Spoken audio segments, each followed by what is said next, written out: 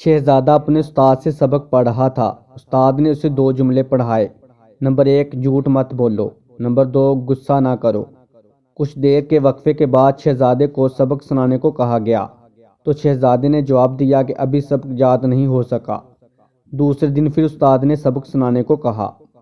شہزادے نے پھر عرض کیا کہ ابھی سبق یاد نہیں ہو سکا۔ تیسرے دن چھٹی تھی۔ استاد نے کہا کہ کل چھٹی ہے، لہٰذا کل لازمی سبق یاد کر لینا، بعد میں کوئی بہانہ نہیں سنوں گا۔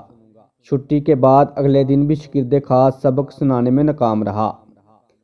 استاد یہ خیال کیے بغیر کہ شاگرد ایک شہزادہ ہے، طیش میں آ کر ایک تھپڑ رسید کر دیا کہ یہ بھی کوئی بات ہے کہ اتنے دنوں سے 2 جملے یاد نہیں ہو رہے۔ تھپڑ کھا کر ایک دفعہ تو شہزادہ گمسم ہو گیا، پھر بولا کہ استاد محترم سبق یاد ہو گیا۔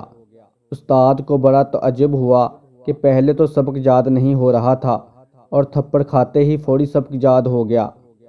شہزادہ عرض کرنے لگا کہ استاد محترم، آپ نے مجھے 2 باتیں پڑھائی تھیں۔